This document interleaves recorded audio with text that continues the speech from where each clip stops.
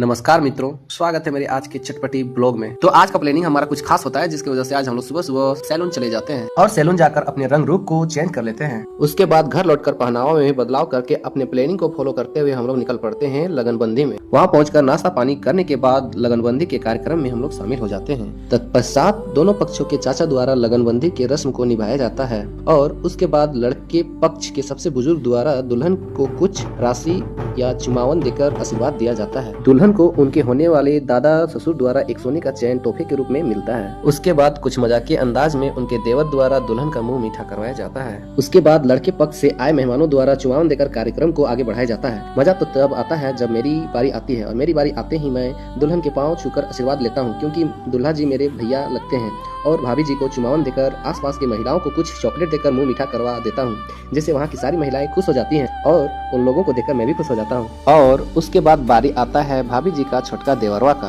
वह पहले से ही प्लानिंग करके एक गिफ्ट रेडी करके ले आया होता है। वह पूरे मजाकिया अंदाज में भाभी जी के पास बैठकर भाभी का मुंह दिखाए रस्म वहीं सफल कर लेता है और गिफ्ट देकर भाभी जी का आशीर्वाद ले लेता है। ऐसा माहौल को देखकर आसपास में खड़ी महिलाएं पूरा खुश हो जाती हैं।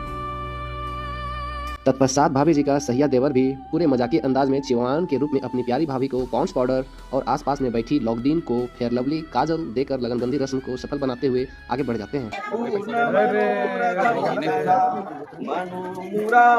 उसके बाद पंडित जी द्वारा मंत्र जाप से कार्यक्रम को सफलतापूर्वक समाप्त किया जाता है। पूजा और लगनबंदी होने के बाद सारे मेहमानों को खान पान करवाया जाता है और अंतिम विदाई में छोटका देवरवा यादगार के लिए भाभी के साथ कुछ फोटोज क्लिक करवा लेता है।